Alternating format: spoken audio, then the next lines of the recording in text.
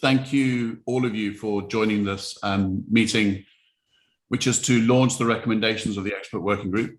I'm Anton Ophir-Kerr. I'm the Director of Equal International. We've been supporting the co-creation process of GPI, and on the journey, you'll hear about that a little bit more.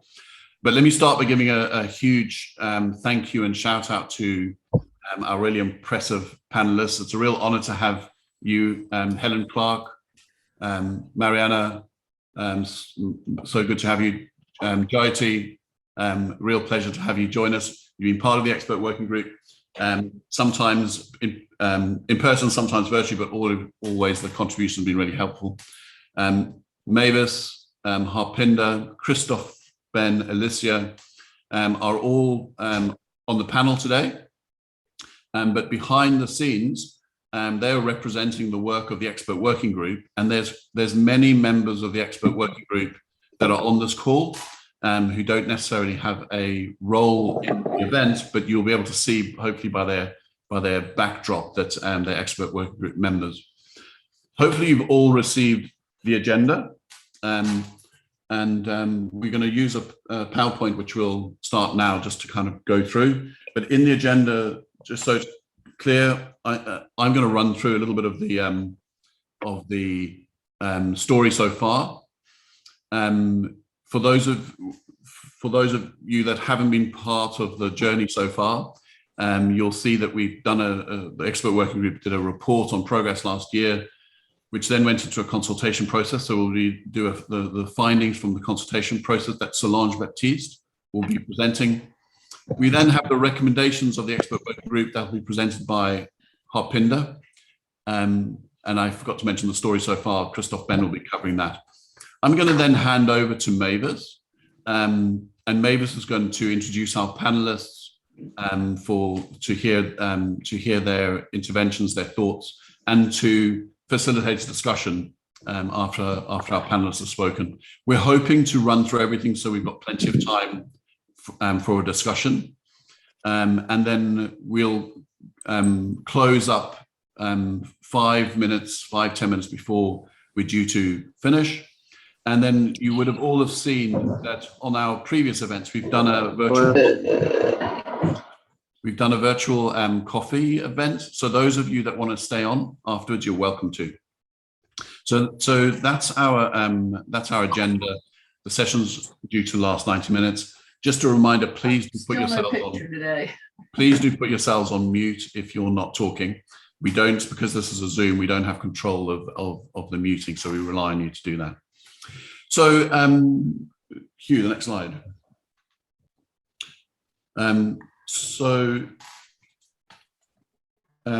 That's pretty much my welcome. The journey that we've been on, I want to hand over now to Christoph. Christoph, did you want to just run through the journey and take us basically how we've got to where we are? Yes, thank you. Thanks, Anton. Happy to walk you through that. Really the journey on global public investment started a couple of years ago when a growing group of development thinkers and experts in development finance became increasingly uncomfortable and frustrated with the system of development aid that had been dominant basically from the times after the Second World War. Characterized by a limited group of traditional donor countries, not more than 12 plus countries that finance most international organizations, international issues, and so on, but also dominate the boards and the agenda. And many of those thinkers, who have contributed to that, are on this call today. And then it moved through a number of consultations and papers and so on, to this point when we also convened the Expert Working Group and are able to present the report to you today. And obviously there will be additional events also later this year, a side event at the UN General Assembly and others where we will continue this discussion. Next slide, please. And this kind of discomfort, these are the members of the group, but I think, Anton, you addressed probably the participants from the group. And as I said, most of them are on this call today. Next slide, please. A small group of people who were part of the steering group that you also see or hear from today. And now to the story, what is it all about? The global public investment concept. Next slide, please. So out of this discomfort, the group developed these 5 paradigm shifts, these 5 evolutions, if you like, to really change the narrative of foreign aid, development aid, to something that emphasizes, joint responsibility and joint financing, changing the ambition from an exclusive focus on poverty to something much broader, the broader global challenges that affect basically everybody, addressing inequality. And also the that we need, public money, not just as a last resort, but to, address the global issues in a sustainable way. Important shift from in geography, not the one directional, development aid from a couple of donor countries to many so-called at that time recipient countries of the world. This is completely obsolete in our world today. And finally, the changes in the governance structure that are required to have a kind of governance structure that is inclusive for all countries at all income levels, for civil society and other non-state actors. So these are the 5 evolutions that we've been discussing and are presenting to you in the report. Next slide, please. So you see global public investment. It's just about global, but we have to emphasize this is also very important that it can be applied regionally. So it's not necessarily, the application not necessarily just global. We talk about public money. We're not neglecting the private sector and private, investments, but this is about public money that is required to solve many of the global issues. And it is about this kind of investment, the joint investment in social, environmental, and economic, issues. Next slide, please. So we have been working on this kind of the simplified version of global public investment is to say all countries contribute according to ability. So, overcome the division between here are the donors, here are the recipients. All countries can and should contribute in their own way. But it also means that all countries then need to benefit from GPI. And that is going to be differentiated depending on where the country sits, economically and on other criteria. But then very important, also all countries are, included in the decision making. I think that's what we have to resolve, how we can address that. I'll come back to that in a minute. Next slide, please. So over the last, few years, we've advanced our advocacy. It has been heavily influenced by the COVID-19 pandemic over the last 2 years. But just to give you some examples, we worked, quite closely with the Coalition for Epidemic Preparedness Innovations, trying to apply the GPI principles to the critical question of vaccine R&D, but then also capacity building and manufacturing. The group led by Equal has issued an important paper on global public investment for pandemic preparedness and response. And more recently, many of us have been working quite closely on the new financial intermediary fund for pandemic prevention, preparedness and response, hosted by the World Bank. The consultations are going on basically as we speak. And it's a key example because it's a new fund. The principles can be applied, and we believe it's important that they are applied because otherwise we end up again with the kind of fund dominated by a few so-called founding donors, and the rest of the world is in the recipient category. So that's what we have to overcome. We've worked with many civil society organizations, NGOs around the world through the consultation process, but also specifically focusing on some think tanks in G20 countries from the Global South, particularly in Mexico with Sanemos and in Indonesia with SISTI. The group has also been, venturing more now into climate finance in preparation for COP27, sometimes also, communicating with the Green Climate Fund to see how we can apply the principles of GPI to climate finance. And finally, we are venturing also into the question of disaster risk reduction that is very important for many regions of the world. And we believe GPI has a lot to contribute to that question as well. And my final slide, please. That kind of tries to present you with a diagram to show you how it could work. We are talking about all countries contribute. That's a pay-in mechanism. Many countries still require dedicated budget lines for global issues. Even many high-income countries don't have those budget lines. They need to create them or dedicate those, and many middle-income and low-income countries as well. So that's a kind of specific task for the pay-in mechanism. I move to the payout. We always said, GPI is not about a new fund. It's not a new organization. It is to use the kind of existing organizations for implementation in health and digital transformation, the development banks in climate and disaster risk reduction.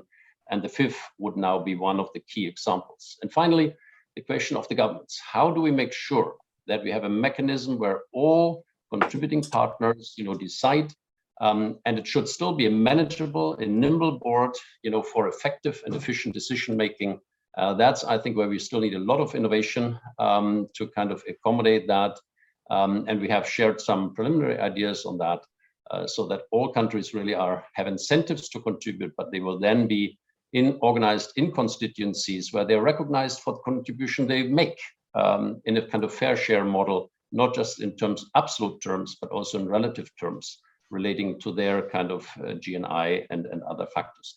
So that's basically how it can work, and how I think we all should think about how we can that now implement to many different, important global issues in health, in climate, in education, in food security, and disaster risk reduction, and others.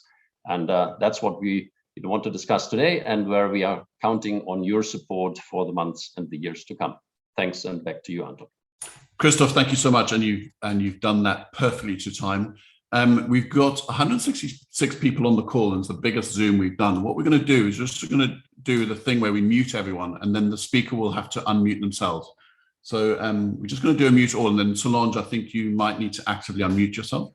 But let me introduce you to Solange. Solange Baptiste is the Executive Director of ITPC, the International Treatment Preparedness Coalition, a member of the Expert Working Group.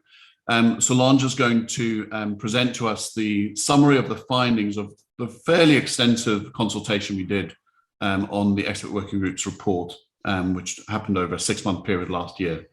So Solange, over to you. Great. Thank you very much, Anton. I'm just assuming everybody can hear me now. Okay, so we're moving on to the findings from the global consultation. So next slide. So this is a progress report, which you'd be able to find on our website. We did this in July of last year, 2021, and this was the basis for the consultations, about 40 to 50 pages. And here you see outlined the chapters of the report, why we back GPI, what do we really mean, or we try to go down a little deeper into what it means for all to benefit, like how could GPI be spent, as Christoph just explained, in terms of what all decide means, all contribute, and the co-creation, which is a roadmap to understanding and building out GPI. Next slide. So this is the one slide that I think I want to spend a little more time on, because the others I will be able to get to by just flashing the images. But this is our explanation of what co-creation means to us. Our commitment to absolute accountability and transparency, and really being able to build something that is legitimate.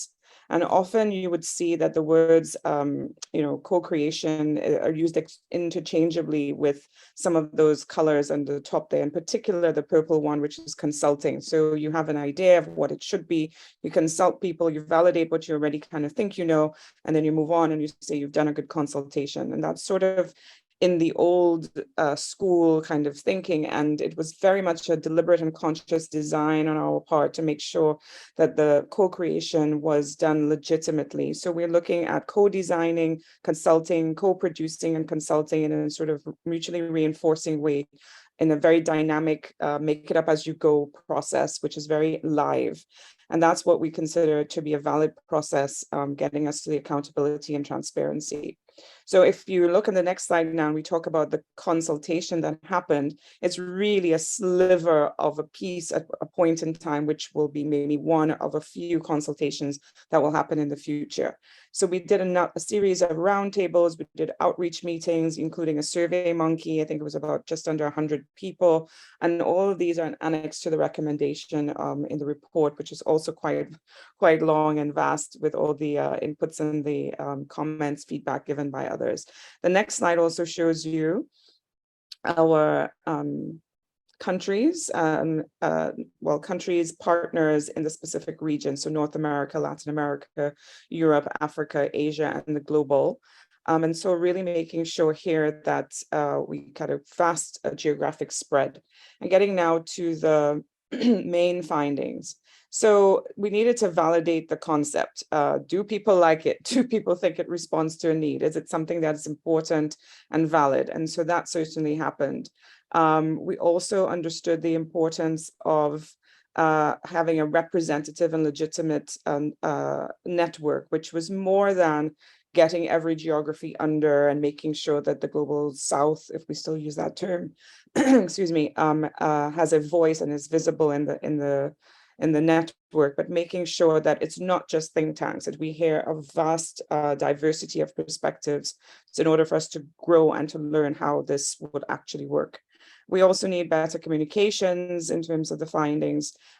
So what is the message? What does this actually mean? What is the entry point? How do we say this in a simple, quick way? We not necessarily naively, but we went into this to say, okay, let's get a consultation so we can get more answers. And I think we came out with a lot more questions, but that is part of the process. And we embrace that challenge of more questions. And that takes us to the focus on regional and subnational leadership and really wanting to highlight the importance of that. Because often this conversation can happen very much at a global and macro level, or very, very much at a person level. And these in-between levels, which are quite valid, need to be brought to the fore, ensuring that we are able to hear from the regional and subnational levels. So not just what governments are saying, but really at the subnational level and, maybe sort of local and then also regional levels. And in terms of contributing to continuing to resolve the technical questions, yes, many more technical questions came up. So how exactly is it going to work? What exactly does that governance look like? And these are related to the last point, which is the experimental implementation, which is, I guess, code for sort of piloting, as Christophe gave those examples in the slides before, examples where we move a bit beyond principles and start to incorporate some practical outworkings of this wonderful concept that we will have to figure out how to do together. So it's all parts of the ecosystem working together. And I think that is the gist of the main findings, which you'll find more about in the progress report. Over to you, Anton. Thanks. Solange, thank you so much. As part of that journey, once the consultation was complete, the expert working group basically reviewed, absorbed what came out of the consultation process. Didn't want to rewrite the report that was launched last year because it was pretty much validated. And so what we've worked on the last couple of months is really focusing in and honing what are the recommendations that come going forward to take GPI forward. I'll just reflect on what I think one of the really useful things that came out of the co-creation process with the expert working group was honing the idea of GPI down to these three principles, which is when it comes to tackling the big challenges, the model whereby all contribute based upon means, rather than the traditional north-south donor-recipient relationship. All benefit according to need. COVID showed us that a global challenge. Climate shows us that a global challenge that affects everyone, all countries, rich and poor. And all benefit, which is and all decide, which is really around having an inclusive governance structure. I'm going to hand over to Harpinder. Harpinder, you just have to unmute yourself to present the key recommendations that came from the expert working groups, and then we're going to and then we'll have a pass over to our panelists. So Harpinder, over to you. Great, thank you so much, Anton. And I want to just very quickly say it's a pleasure to be able to present the recommendations on behalf of the expert working group. These are recommendations that have emerged over 18 months of deliberations and discussions. And these 8 specific recommendations seek to steer GPI to that next level. And we hope that they will inspire readers and leaders across the world to be bold in their calls for reforms in the global public financing system in particular. Like I said, there's 8 recommendations that you can see here in front of you. Recommendation 1, we are calling for all new and existing funds and initiatives to adopt the GPI principles so that the fundamental concept of all contribute, all benefit, all decide are embedded in their operations. And this is where the experimental aspects, the experimental implementation comes alive, because it allows us to think about how do the technical developments of the GPI approach as principles, how are they being applied into concrete options, and what does that look like? This will also give meaningful inclusion to the representative voices in decision-making and accountability, which we as a group feel are crucial to any future financing system as well. Recommendation 2, we were calling on GPI champion governments to establish GPI budget lines in government spending plans. Given the current transformative opportunities for global public finance, pioneering governments should be able to introduce GPI budget lines and then think about starting to finance them. So this was our second recommendation. Thirdly, we would like to see GPI principles at the core of global health financing. GPI should be at the heart of current efforts to prepare the world for the next pandemic and to strengthen health and community systems. GPI could improve a fragmented system of global health financing and the overemphasis that there currently is on the role of private sector provision within it. And there are several immediate opportunities to employ GPI principles on the ongoing discussions around health financing. Our fourth recommendation calls on the need to incorporate GPI into efforts to reinvigorate climate finance. We believe that a GPI model could be hardwired into the global redistribution into the climate finance system and build on the common but differentiated responsibility principle. In particular, GPI could actually be a very good basis for the loss and damage funds that may emerge. And I know they will be a key part of the future COP that is coming up in Egypt this year. Recommendation 5 is all about evolving regional public investment mechanisms to complement this global shift towards a global public investment. This discussion came up a lot. How do we take the global public investment concept and also apply a regional lens to it? So RPI, that regional public investment, what we're talking about here is it to be tailored to each region. It would aim to leverage funds from that region to create greater regional equity, foster regional development, and deliver regional public goods, specifically targeting the convergence of the poorest countries and sub-regions with their regional leaders. And in this concept, all countries in the region would have a stake in the system by contributing, but that would be based on their affordability. They would have a voice in how the funds are spent in their own countries and a shared accountability to each other to drive growth and development in the countries for the stability and success of the whole region. Our sixth recommendation seeks to link GPI to other global, regional, and national campaigns, especially on inequality. GPI emphasizes the need to achieve the SDGs and fight inequality. It has the potential to fill gaps in global financing for development and climate with sustainable investments. But it can't do this alone. So the GPI network should link up with other networks, other social movements, other coalitions to add value and build on existing work while also creating that mammoth pressure for change by working collectively together. Our seventh recommendation is about establishing an inclusive GPI network to build a movement to support GPI adoption. There is so much momentum globally and across different stakeholders to actually be part of this movement around how do we take GPI and turn it into reality.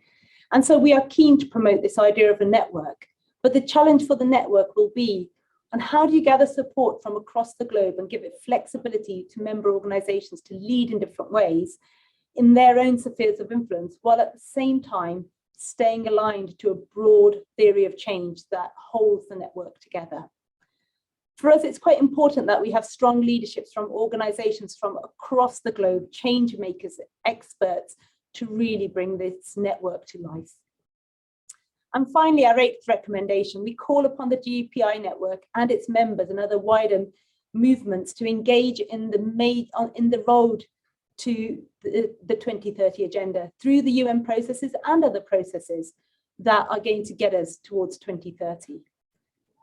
But fundamentally, making GPI reality will not be easy, but we're still hopeful that by 2030, GPI will be formally adopted by UN member states. But to get there, we are keen for us to have a strategic advocacy movement that will require energy, experimentation, adoption to overcome some of the barriers and build on incentives and bring decision makers over the line with us.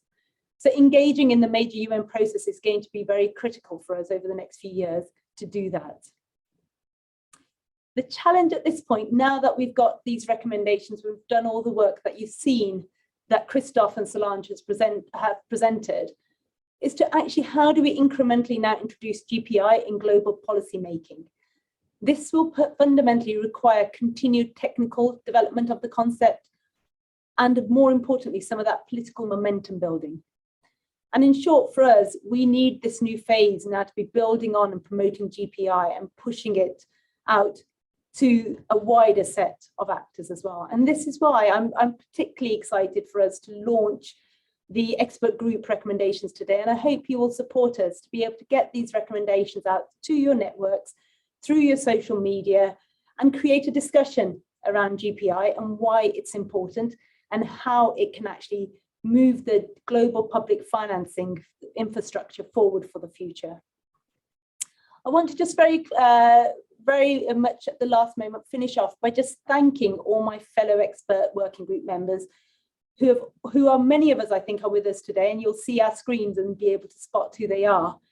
They have contributed in their time, their commitment, their energy, their ideas to this process. And we've had some very, very strong discussions and deep engagement, which has really enriched our recommendations that we're able to present to you today. So on behalf of the steering committee of the expert working group, thank you to all of you for the work that you've put in to bring this to life for us today. Anton, back to you. Pin, thank you so much. That was a great summary of the recommendations and in short, a summary of a lot of discussions and work that's gone on. It's my absolute pleasure to hand over the next part of the session to Mavis Awisagamfi. Mavis is going to introduce our panelists and moderate the discussion going forward. So Mavis, over to you. Thank you very much, Anton, and good morning, afternoon, evening, everyone. I am really pleased to introduce our all-female panel of eminent persons. You've heard a bit, you've heard about the GPI, you've heard about the process we have gone through over the last few years to get to the framework that we have right now. And our excellent panel are going to hopefully give us some advice on how we move the process forward to realizing that 2030 ambition that Pin just referenced. So our first panelist is Helen Clark, who is former Prime Minister of New Zealand. Helen is a respected global leader in sustainable development, gender equality, and international cooperation.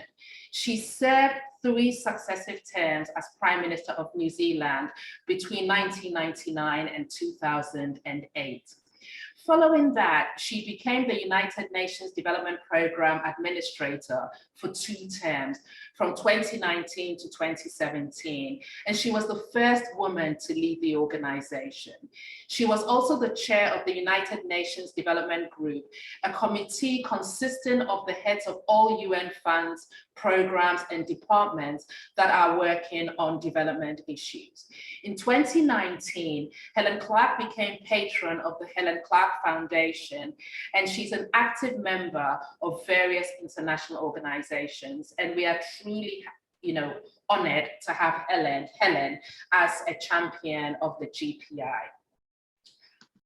Our second and third panelists are 2 globally renowned economists. The first one is Jayati Ghosh, who is currently a professor of economics at the University of Massachusetts in Amherst. Prior to this, Jayati taught economics at Nehru University, New Delhi for 35 years.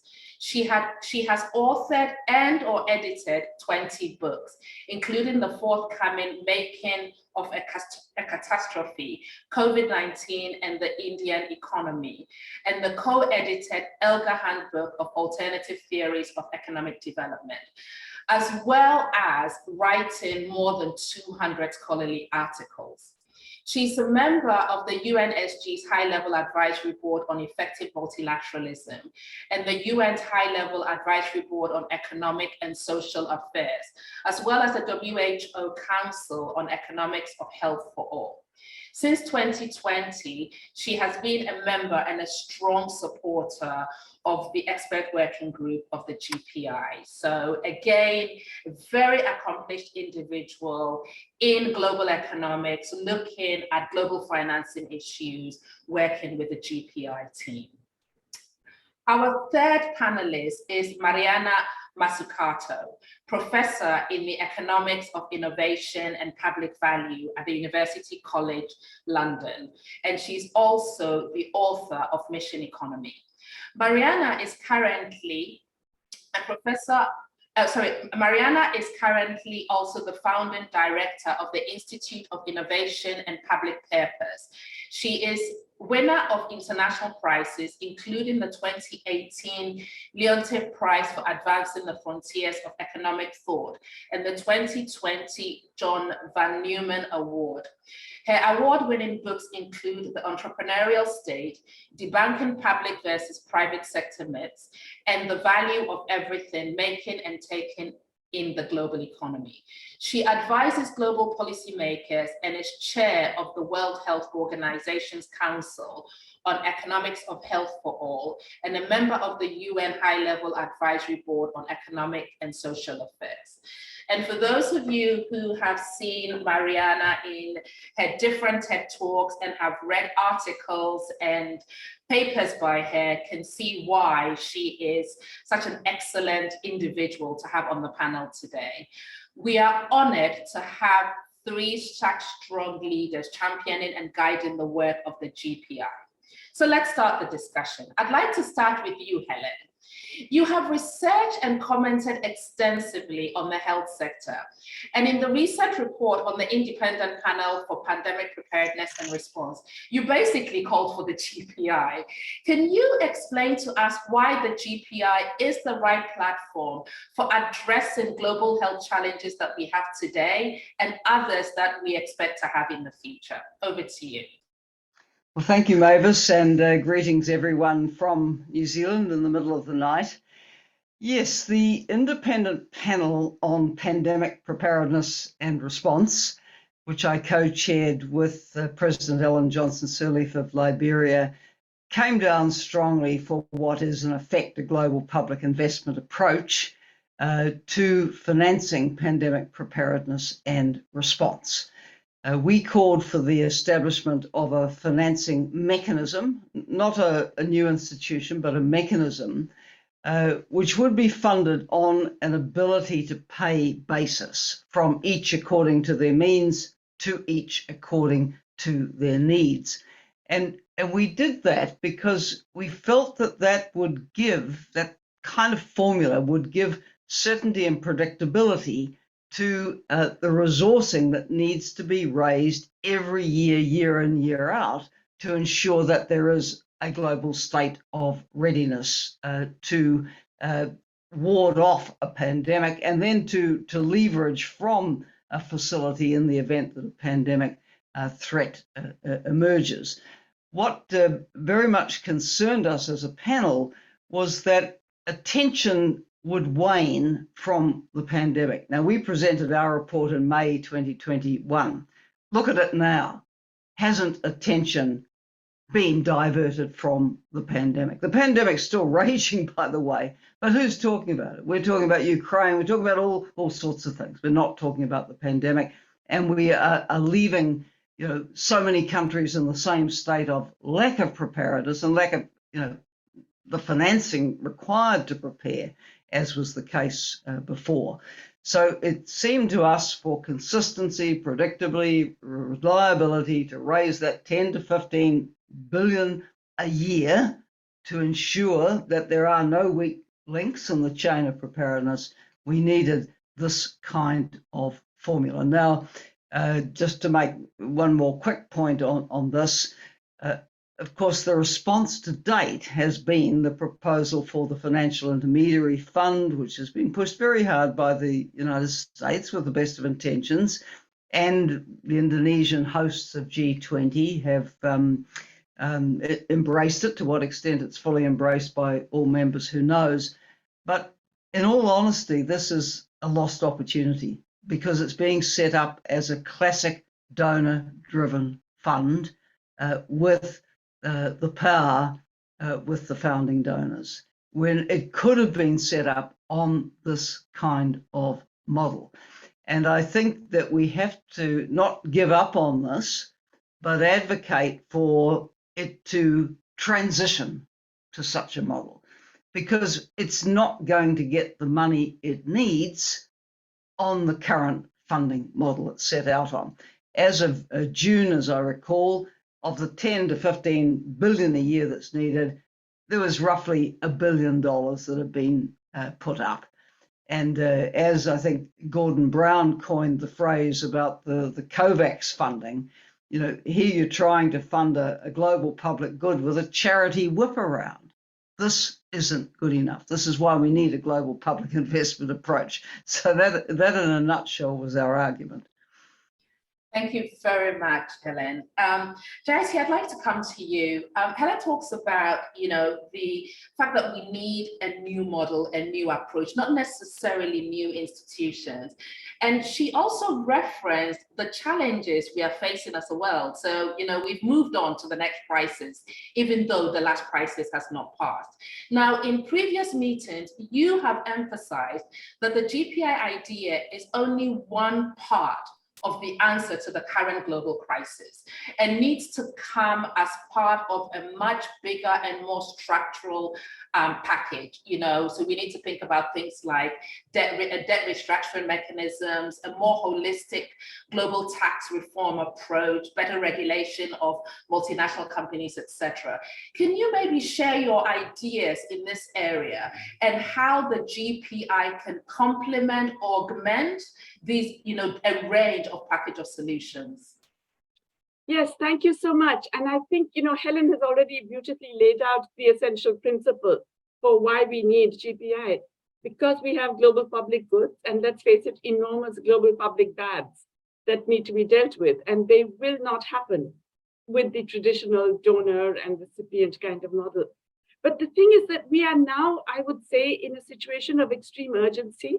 We are facing a looming tsunami of debt crises across the developing world. We are facing massively increased levels of hunger, livelihood collapse, major unemployment policies. So we really need to do something quickly, urgently, but also in a way that makes sense for developing world as well to participate.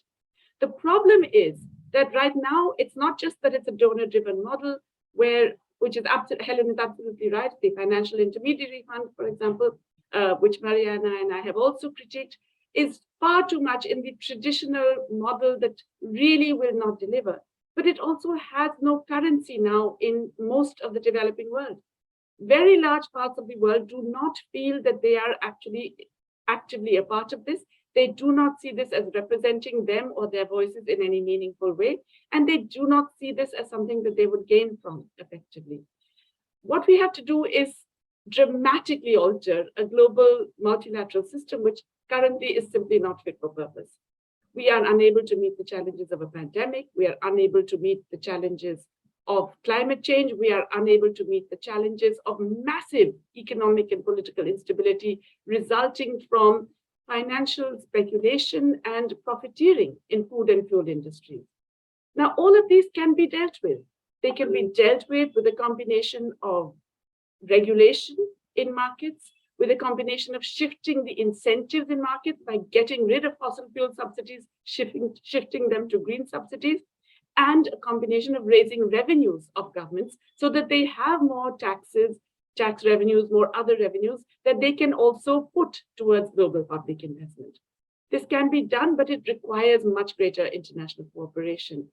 Global public investment is an essential part of this. It's not the only solution, but it is definitely an essential part of that broader solution. And I believe that the principles around global public investment, the idea of co-creation, co-responsibility, and from each according to need and from each according to what they can afford and to each according to need, is absolutely essential for meeting these global challenges. So in a sense, what we're saying is that this has to be seen as part of a broader package of fundamental reform of our global system. the multilateral architecture has to change.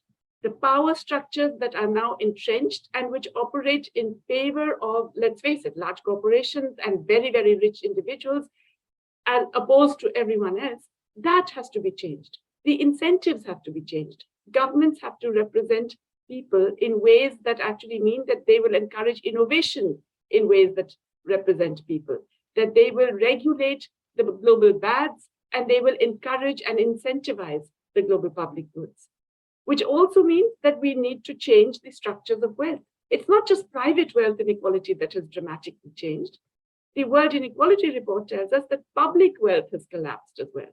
So we really need to change that proportion between public wealth and private, extremely concentrated wealth, which ultimately ends up also changing power balances and therefore changes policies of government. All of this, I think, is part of a broader conception of how we want the world to look. And basically, I think it's an essential part of what we need to save the planet as well. Thank you very much, Jayati. I mean, that is a very dynamic outline of the world we are in right now. And they say that in every crisis is an opportunity. So what I'm hearing from you is, amidst the global and national challenges we are navigating as a world right now, the opportunity is for us to change the aid architecture or the global architecture in a way that is more equal and fairer and transparent. And Mariana, building on that point from Jayati, it starts very much at the national level. You know, we're talking a lot about global challenges, but a lot of the issues Jayati has just spoken through is felt at the national level. And governments, national governments at every level, irrespective of whether you are Togo or you are US, have a role to play in this. Now, you work closely with a number of national governments around the world on public policy and public finance. How do we ensure that the GPI proposal that is focused very much on global public money is nevertheless effectively linked to national public finance policies? And how can we ensure that there's complementarity between national and global in this critical area? Sure, and great question and also great report. So thanks for inviting me to comment on it. And I really like the kind of ambition of how it laid out all the different areas that sort of need to be debunked and restructured. And the idea that you have to begin with the ambition, the narrative, the framing, the governance is really spot on. So maybe to answer the question, I just, like the work that I've been doing globally with governments at different levels, city level, regional, national, kind of begins with this idea that if we want investment-led growth, which that's what we need a different model for how that investment needs to be structured. And we're really stuck right now in this idea that public investment is there to fix a market failure. The reason we need, whether it's basic R&D funding or, funding for protecting defense space, which is always, again, discussed in terms of fixing a market failure because the private sector doesn't do it, whether we're talking about funding different types of climate strategies. The framing of it as fixing a market failure by definition means you will always be too little too late, because you actually have to worry about markets failing or wait for them to fail before you do anything. So one of the framing kind of mind shifts that I work on with governments, and by that I mean with the civil service, is about market shaping and co-creating, not market fixing. And part of the reason the donor model is so well and alive is that the donor model itself is then there to fix things when they go wrong. And if government is there just patching things up, that hole, that gap that actually needs to be filled by donors, even if they're really well-meaning, is just too big. So the first thing is, how do we actually structure public investment and private investment in such a way that doesn't then produce such a gap? And on the public side, by actually seeing the public investment not as a lender of last resort, but an investor of first resort, not a de-risker, but a taker-honor of uncertainty and risks, and hence sharing both risks and rewards even becomes a question, not just a leveler of the playing field, but an investment which also helps to tilt the playing field in directions of how we actually want to steer the economy. all of that kind of changes both the energy in the room, much more confidence, but also requires just a real design change at the tool level, whether it's procurement policy or grants or loans. Market shaping policies are simply different in terms of their design from market fixing ones.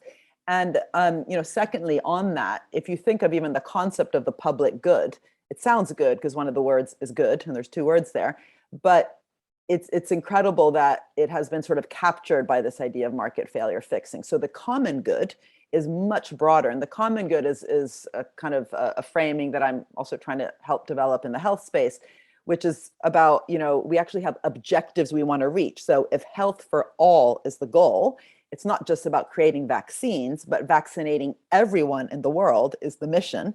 That's the sort of common good objective.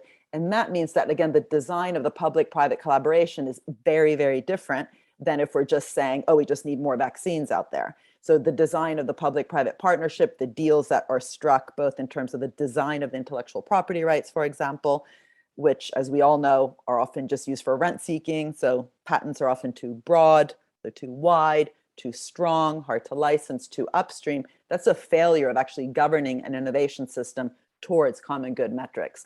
And we shouldn't throw the baby out with the bathwater. Public good kind of framing and global public good framing is useful. But I do think that if we're out there to actually have objectives, or what I call missions, mission orientedness, whether it's reducing the digital divide, vaccinating everyone in the world, getting the plastic out of the ocean, having carbon neutral cities, we need an objective oriented framing for the tools and the collaborations. And I do think the common good is very useful for that. Thirdly, really quickly, this idea that was brought up, I think more by Jayati, about kind of the right conditions, the wrong conditions is what actually has gotten us a very reduced fiscal space in many countries. We know that some of the conditionality related to both IMF and World Bank loans has actually reduced the fiscal space, but that doesn't mean we should just get rid of conditions per se. They just have to be conditions on investment. If I look at Europe today, for example, if you think of what happened after the financial crisis, the conditions on the European recovery was that countries like Greece and Italy, where I'm from, had to cut their deficits. What actually then happened is that by obsessing about their deficits, their debt to GDP actually rose, because they didn't actually make those essential investments that would increase their productivity and long-run growth of GDP. So that's the irony. Obsessing about deficits actually increases over time debt to GDP. But also what's happening now, and it's an opportunity, but there's crisis again in Europe, the COVID-19 recovery fund in Europe, this thing called the Next Gen EU, is actually conditional on investment around climate and the digital agenda, but there's no capacity on the ground. I mean, again, my country, Italy, the implementation capacity is not there. And that kind of leads me to this fourth point. I don't think we can have a GPI without kind of strengthening the public sector and the civil service. It's been massively hollowed out. So not only is the donor model a problem, but the McKinsey model is also the problem. This kind of outsourcing of government capacity to consulting companies. And it's not even the consulting company's fault. This is government decisions. That just has to be reversed. We need to insource investment and training, knowing how to do outcomes-oriented procurement, which of course was revived in the COVID period, but we tend to only do it kind of in wartime scenarios. That requires training. Or thinking in terms of a portfolio and investor of first resort, that requires training. Having the confidence to actually introduce conditionality with the private sector, so we don't just give out loans and subsidies, but they are conditional on the private sector lowering their material content or treating workers better and so on, that requires training. So I just think the whole GPI issue has to be complemented by a revival, a renewal of the dynamic capabilities within our public institutions. And part of that is stopping this whole outsourcing to other actors, including the top consulting companies. Thanks. Thank you very much, Mariana. I felt as if you'd read a few asset papers when you were replying. My main takeaway is the importance of us being intentional in our design, being very intentional, and don't let the bad be the, whatever the saying is, of the good.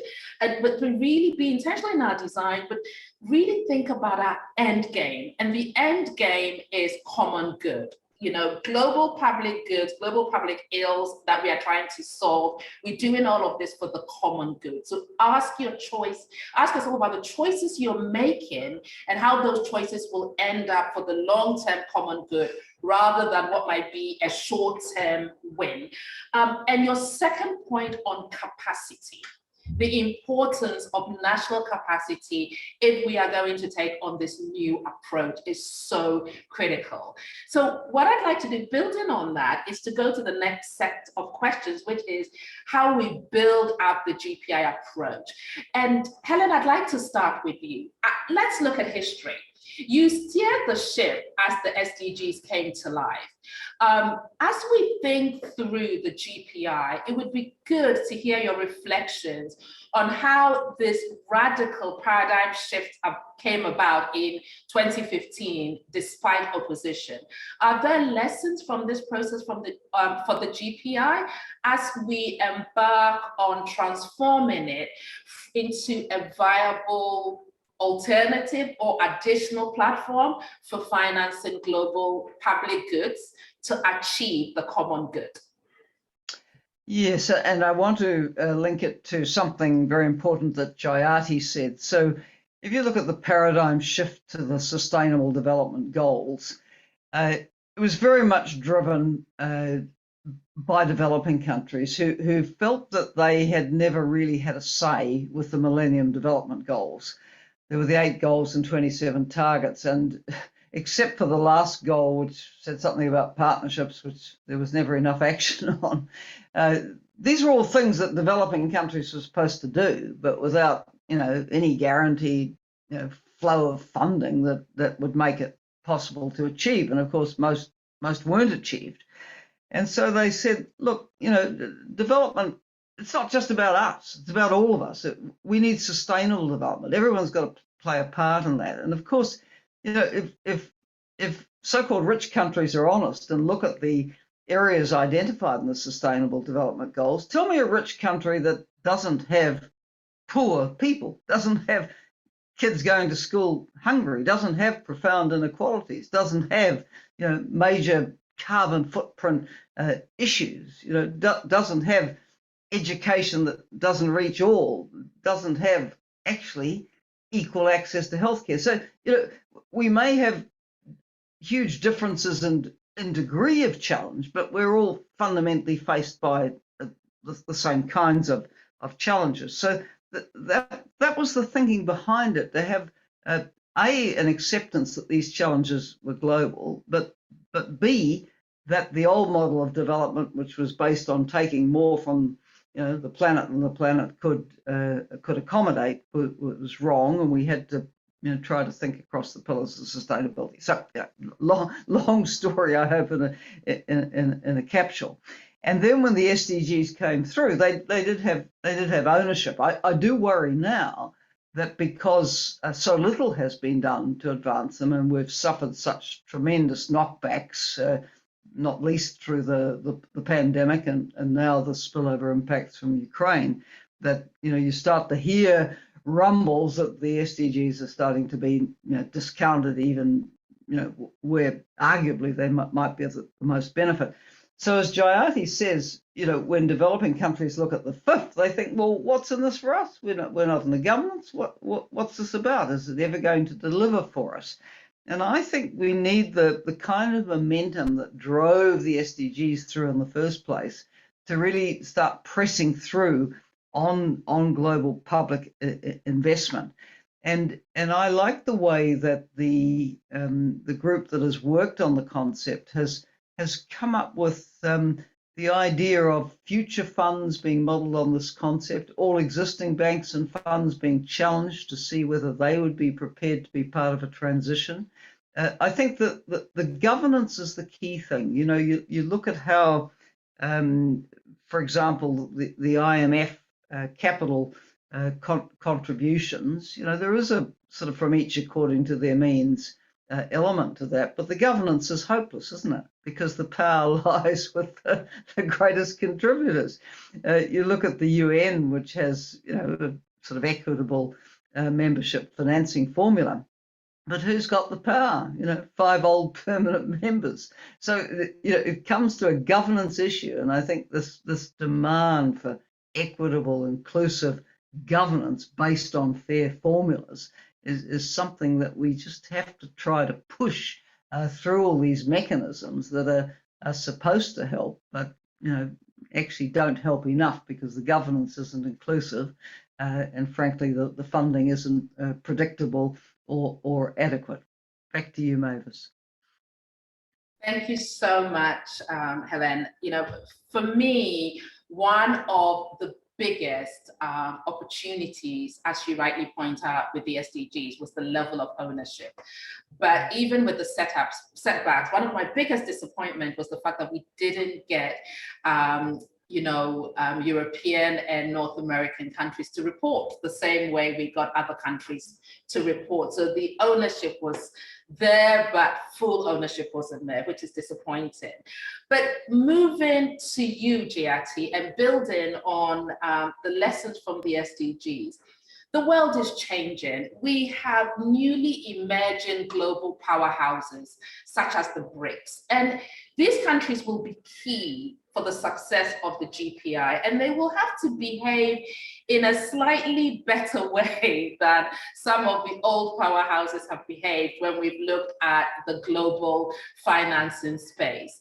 In your view, what is the likelihood of these countries supporting the GPI, and how might we secure their support, but secure a more equitable, fairer support base? This is such a tough question because let me be honest, it's a terrible time for multilateralism. Most countries in the world have no faith in it. I think Helen, put it very clearly that yes, the SDGs, I think many countries did feel involved in the process and able to put in things that they thought mattered. But the absence of cooperation towards achieving those SDGs, and in particular, I think I'd like to highlight the experience of the last 3 years, has been really so abysmal and so unequal that in most developing country capitals of the world, people will roll their eyes if you ask them to think of anything multilateral. And that's unfortunate. The experience of the pandemic, the mess that ended up with COVAX, the deep cynicism of the vaccine apartheid and the attempts to prevent any kind of reasonable result with regard to intellectual property rights at the WTO, the obscene lack of climate finance, all of these haven't gone unnoticed. And then you have this huge, moralistic take on the Ukraine war, saying we've decided we don't like this country, which was completely wrong to invade another. But let's face it, some of these countries have done that themselves. We've decided we don't like it. You all have to side with us, or else we will shame you and try and sanction you and do all kinds of other things. There is deep cynicism. I'm not going to pretend that there isn't. There is also deep resentment. And there is increasingly the attempt to look at alternative lines of trade, of investment, of refinancing, of all kinds of things. So we are operating in a world in which, frankly, I don't anymore think that it's, the G7, for example, has to be, kind or generous or altruistic. They have to think of their own enlightened self-interest. Because seriously, it's not just a question of the whole world blowing up and human collapse and planetary collapse, all of which are absolutely there. But it is really the G7 losing their grip on everything because they think they have such a grip that they can ignore the needs of the rest of the world. Whether it is the impact of their monetary policy on everybody else for reasons beyond their refusal to regulate their own large companies, their refusal to enable the transmission of necessary knowledge and technologies that we need, not just for health reasons, but for any kind of planetary change, green energy transition, etc. All of these have led to very, very strong cynicism. So I think it's going to take a lot. It's not going to be easy. Let's not, a bunch of do-gooding people like us going around telling developing country governments, yes, you have to be part of this, is not going to be enough. There has to be genuine expression of seriousness, I think, on the part of the current leaders of the world. I mean, G20 is now currently a rubber stamp for G7, while the other members basically go and do their own things on the side. G7 has shown that it isn't the leader of the world, it's the leader of themselves and their own interests, short-term interests, not long-term interests. Unless that changes, I don't think this idea would fly. Let me be honest. So we have to change that first. Thank you so much, Hayati. So, you know, when I look back on some of the major global changes, MDGs, SDGs, HIPIC, you know, there was a it was predominantly a bottom-up swell of change, which forged leaders who at the time were just looking at their national boundaries to look beyond boundaries. And I look at a lot of our young people today, and they are looking beyond boundaries. They are looking at the future. They are looking beyond this crisis and the world we will leave for them.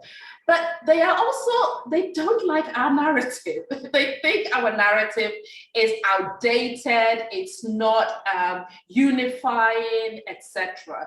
So I'd like to come to you, Mariana. In recent years, you have been a major advocate on the need for a narrative shift when we discuss development finance. And, you know, when I talk to my nieces, they hate north, south, east, west, whatever. They say we are one human race and we should think like that. So taking into account the point you made earlier about the end game being the common good, how do we effectively link the GPI to the other important post-neoliberal narrative shifts that a number of people, especially young people, are asking for? And how do we ensure we stay relevant in what is a rapidly changing space and a rapidly changing geopolitical context?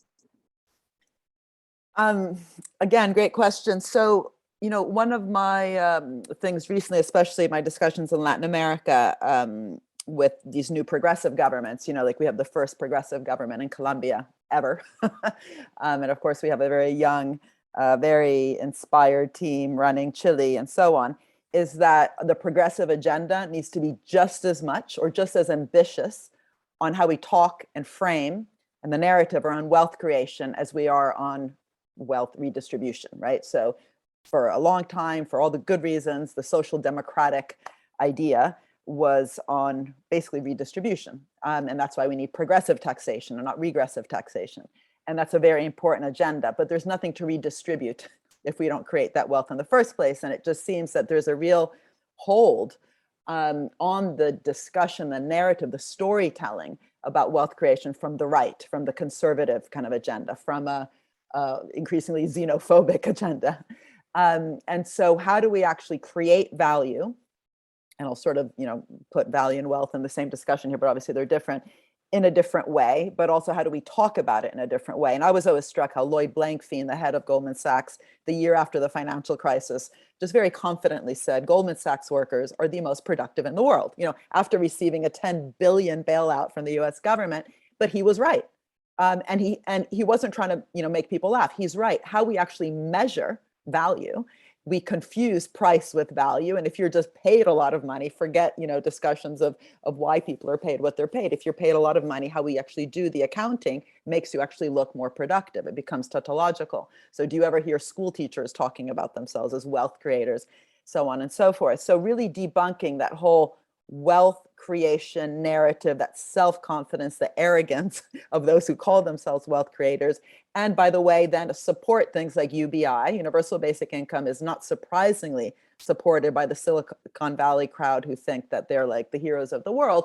Why? Because it doesn't debunk the idea that they're the ones creating wealth and then somehow it gets redistributed, perhaps even in a check in the mail, 20K or whatever it may be with UBI. It's a very different narrative to talk about a citizen's share, a citizen's dividend, right? Not just a check, you know, sent to you. It could be the same amount of money, almost the same program, but the narrative of UBI doesn't upset the idea of who's creating that wealth, right? So I think the big shift has to be about really taking seriously and working on it, both on the research and the practice, this idea of wealth created collectively, then also the direction of that what are we actually trying to create? That's where the mission-oriented stuff comes in that I was discussing before, but also then, of course, the redistribution of that wealth that was created collectively in collective ways. So socializing both the risks and the rewards issue, but also like the ideas, coming back to what I talked about before a bit, the state as not just a leveler, a tilter, a leveler, a market fixer, a lender of last resort, but an investor first resort, means you have to then take risks, you have to experiment, you have to do trial and error. And that needs to be part of the culture within the civil service. But the narrative doesn't allow that. The narrative allows the venture capitalist to talk about the risks they took, and for every success they had to screw up 8 or 9 times, which is true. That's what happens with investment and innovation. But as soon as a civil servant makes a mistake, front page of the Daily Mail or whatever paper people have around the world, right? So that culture and narrative shift has to then translate into what we're willing to sort of tolerate and what we think the remit is of the different types of organizations that are creating that wealth. It's not enough to say, yes, the state needs to invest. Well, what happens when it makes a mistake? How do we talk about that? But how do we also invest within those state structures that learn from failure? Because it's not enough just to fail. You need to learn from the failure. Learning by doing requires investment itself. And if we're not making those investments, then you'll just keep failing on the same thing. Because it's not a problem to make a mistake. It's a problem if you keep making the same mistakes. And so, I mean, I could go on and on, but I do think that there's a real capture of that narrative about risk-taking, wealth creation, innovation, where innovation actually comes from, that unless we progressives really, take that over, then it's always going to sound really boring. It's always going to be the agenda that we're doing things out of justice and fairness, incredibly important, but we're not upsetting the narratives and the framings that then have been used actually to extract a lot of value by pretending that very few actors in the system are creating that value. That is wonderful, Mariana. And I could talk to the three of you endlessly, but alas, I think my EWG colleagues will tell me off afterwards if I don't open the panel. But it's been a really powerful discussion of the importance of global public goods, common goods, what we are learning globally from the past, to inform the future, and the importance of shifting the narrative. So before I open it up to the panel, I dream of a world where the wealth that is generated by frontline workers is actually recognized and respected, not only when we are in a crisis, but throughout the whole period, so that they are seen as part of the global public agenda that we are driving. And so that is the world we are all aspiring to. So at this point, I would like to take the opportunity to invite colleagues online to start sending in your questions. But whilst we are waiting for more questions to come in, I'd like to invite Ambassador Ulysses Canchola, who is the Mexican ambassador in Norway, to make his intervention. And Ambassador, you have 2 minutes. Thank you. Thank you very much for the invitation. And I see a lot of good friends. Ben, good to see you. Very much honored. Just a very brief reflection. Really, I don't have much to add to what has been so splendidly said. I just want to share with you a reflection, and by way of doing it, try to get the comments from the brilliant presenters, members of the panel. It seems to me that GPI could be facing nowadays 2 challenges. The first one, I would describe it as internal. We're talking about changing narratives, and I couldn't agree more with that. We've been discussing this with the GPI working group, with Christoph Ben, and with Simon Wright and John Gleaney. And yes, we do need to change the narrative. But one thing that strikes me when we're dealing with the pandemic is that one very, very simple truth, at least to me, is that the pandemic is a health problem, but its solution does not lie exclusively in the health sector. And every time that I attend to this kind of discussions in the realm of the pandemic response, normally we're in a silo discussion. That's always the health sector. And we keep talking about the need of cross-sectoral approaches or all-in-government approaches. And still, it seems to me that we are trapped in our own, so to speak, effort to change the narrative. So my first comment is on this, what I gather as an internal challenge. And the second, well, bearing in mind the evolution of the idea of GPI from 2014 at least, we are in the midst of this really change of global epoch. And I wonder what would be our effectiveness in promoting all the support that we need internationally in order to put GPI at the front. Why am I saying this? The geopolitical context nowadays tends to securitization. This is more recalcitrant than the one, at least that I've seen since the early 21st century. I wonder to what extent this securitization of the agenda could be impinging and influencing our efforts towards having GPI adopted, hopefully by 2030. So those are two very brief, to the point, challenges that I think we're facing, and I'll be very much interested in having the comments of the panelists. And again, Mavis, thank you very much for the opportunity. Thank you very much, Ambassador. What I'm going to do is I'm going to take a round of questions and then come back to the panelists, if that's okay. So I'd now like to call on Gillian Marcel, who also had a question. Gillian.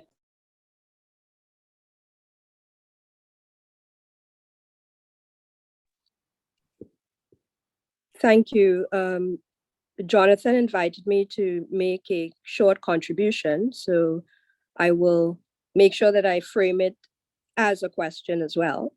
Let me first start by saying congratulations to the expert working group and for the work that has been done. My comments are in two parts. One is about narrative change, where I want to perhaps press the panelists and the organizers to say a little bit more about which foundational assumptions they would want to change most in those narratives. And I ask that because there seems to be an assumption that things that would involve global public investment would be done through the public sector. And in my own view, that is a little bit short-sighted, because what it does not allow for is an ecosystem strengthening approach in which the private sectors of many countries in the world, including the leading countries where you have very large financial and investment sectors, are actually underperforming. And so I think that there is an opportunity to challenge the narrative and also improve the ways in which financial capital is actually deployed. And by framing this as building up the capabilities of governments and framing it as though we are not challenging the fact that finance and investment has actually underperformed for the last 50 years, because of Milton Friedman deciding that the only thing that the finance and investment world should do is maximize profit. And until we actually tackle that as a foundational assumption, that means that the lubrication of our systems are actually going a-begging, we don't actually get far enough. So that's a question and a comment. And I would also say, just one final remark, is that I think that by saying that the SDGs were global, we have allowed the SDGs to be co-opted and moved away from being a development project in a way that would help the global South. And so in my world, I run into lots of people sitting in Vienna and London and New York who say that they're doing SDG investment, who have never moved outside of their small circles. So I'll leave it there, and I look forward to the discussions. Thank you very much, Gillian. So I'm going to take 2 questions. I'm just going to read 2 questions that have come online, and then I'd like to hand over back to the panelists. So the third question, which I believe is from Peter Van Roen, is what is the kind of people's movement that we need to achieve the goals that we are discussing and that we've all been making pleas for? So what is the kind of people's movement that we need? And Julia Sanchez wants to know, what is the relationship between the GPI proposal and the traditional ODA? And would most or all of ODA be directed towards GPI? And how do we avoid the lack of contributions that we have seen on the aid front to date? And what would the implementation of GPI at the LIC or LMIC look like? What I would like to propose is that I ask the panelists to answer the first 3 questions that I have posed, and then maybe call on Hannah as a member of the expert working group to answer the 3rd question and give a framing of how we envisage the GPI. Hannah, sorry to put you on the spot, but you have a few minutes to think about it whilst I hand over to, I'd like to call on Mariana first, and if it's okay, I'll give each of you the opportunity to pick which of the 3 questions you want to answer. I'm not going to allocate it, and you have 1 minute, 30 seconds each, because I'd like to take another round. Over to you, Mariana. Okay, I need a timer then, a stopwatch. So just on the ecosystem question, which I thought was excellent, it's absolutely right. So global public investment is not just about public investment. It is also about how do you actually strategically design that investment that can most crowd in, even though I don't like that word, but anyway, catalyze other forms of investment. As someone else said in the chat, it's never going to be enough just on the public side. So looking at it in that way, which is both kind of a classic multiplier analysis for every, euro, pound, peso of public investment, how much do you then catalyze across the economy? That doesn't just happen by talking about Keynes. That actually happens by structuring those investments in such a way that, again, have maybe conditionality, but also especially inspirational. And most of the goals, all the SDGs and the 169 targets beneath them require private investment, public investment, also in some cases philanthropic investment, but not philanthropy at the center, but on the sides. And I think actually having metrics for how to design that ecosystem to be, as I mentioned, I think in the beginning, kind of a real symbiotic ecosystem and not a problematic one. And when I talk about parasitic, I mean also the state itself being a parasite. And a parasite is not meant to be just an insult, it's a biological term, right? So symbiosis and mutualism are biological terms, and biologists actually have metrics to understand ecosystems. We don't have that in the economy. And I would argue we have a very problematic type of ecosystem in many countries. Again, in Italy, the reason we have the mafia was due to a very parasitic ecosystem and a very poor governance structure where people ended up having just to do their own thing. And it started with the mutualistic organization called the Società dei Beati Paoli, which then became Cosa Nostra in Sicily, which is the modern day mafia. So we know that when we have weak states, big problems arise. But the governance of all these different actors is, I think, what I'm trying to at least focus on, which is, market shaping is a governance of the public sector.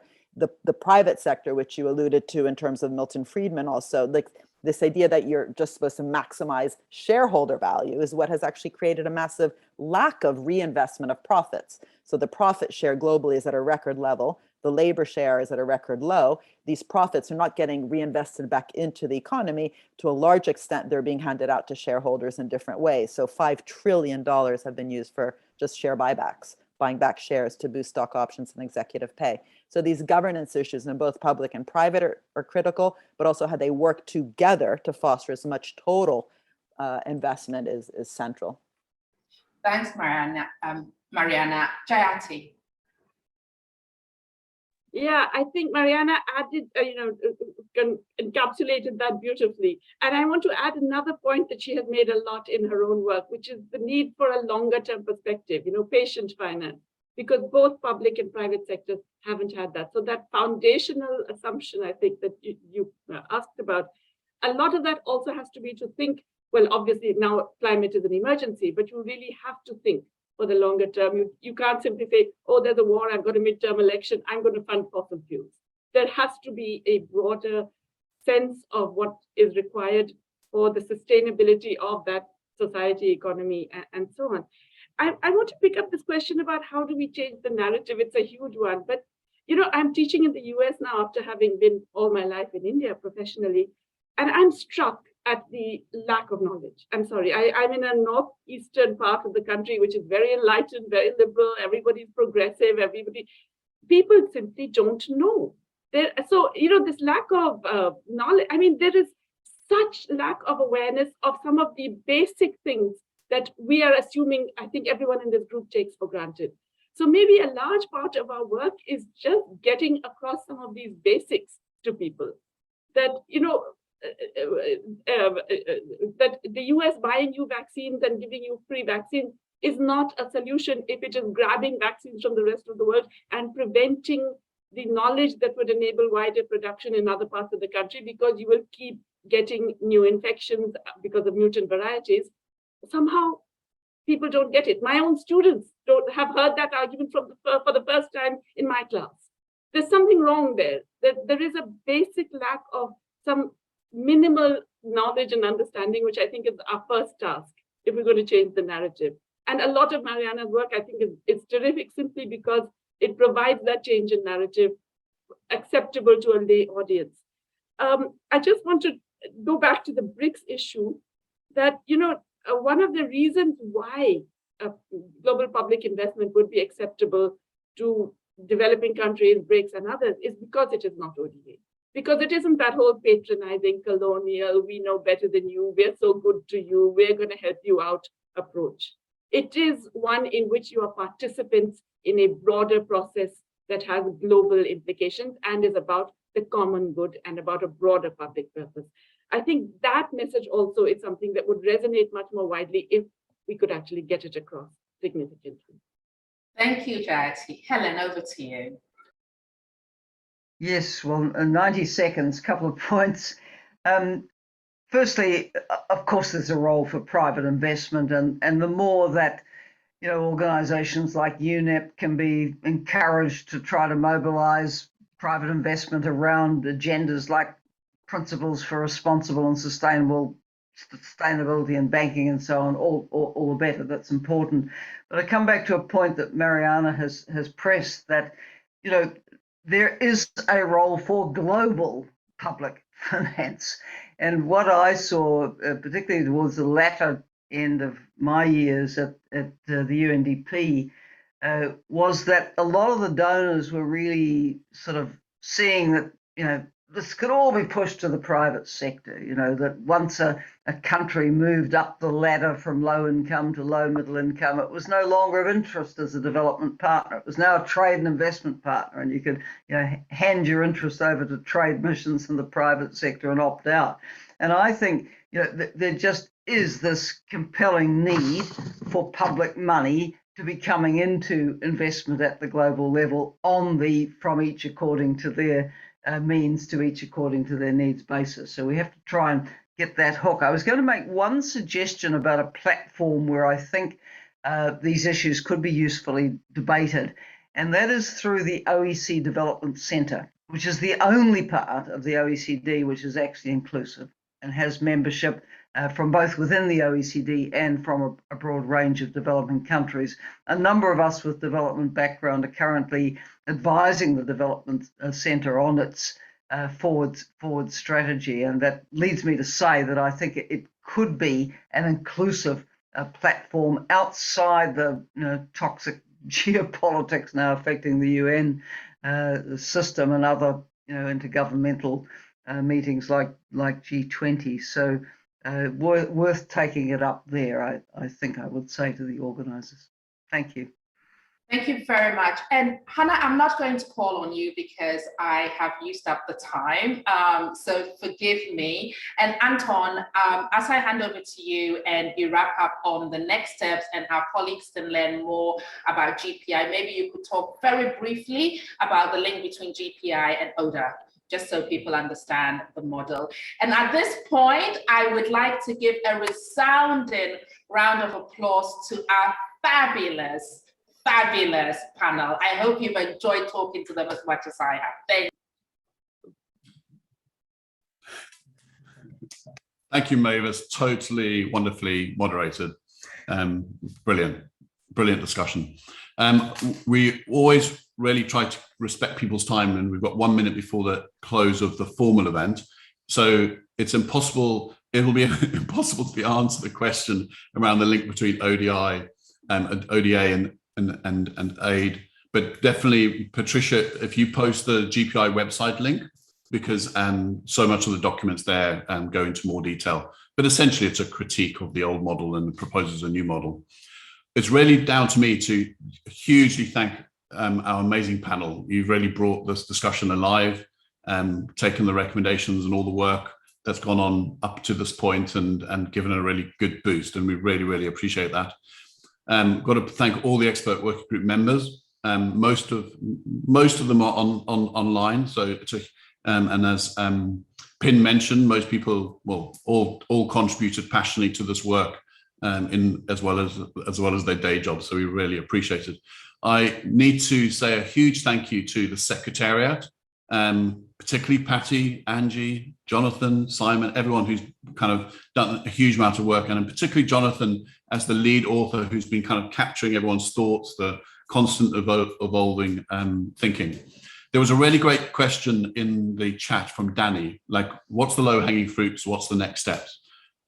Firstly, you should know that there's a Latin launch of the report on the 3rd of August next week. Patty is posting it there, which it'll be completely in Spanish, and it'll be a launch event. So if you've got colleagues that would benefit from that launch, please share the details. Following this, we'll share an email. Through that email, you can stay connected. When it comes to low-hanging fruit, the 5th is this new fund that's been talked about that's busy being created in a really bad way. And so we've got an opportunity, a short opportunity, to say, look, the GPI principles need to be applied to the 5th. But really, we want to encourage anyone that wants to be part of the co-creation. We've kind of got working groups around GPI and health, around climate, around inequality. And it's really showing interest, reach out, and we'll carry on the co-creation process. So the formal close is now. Just a thank you to all of you for participating. It's been a really wonderful discussion. And to let you know that if you've got more time and you want to stay on for a bit of an informal discussion, we have a virtual coffee meeting, so those that just want to stay on and ask some more detailed questions, have a chat with some of the expert working group members that can stay. We really want to, please do feel free to stay on, and we will have a follow-on chat. So well done, everyone. Brilliant conversation. We're grateful to all of you. It's been terrific.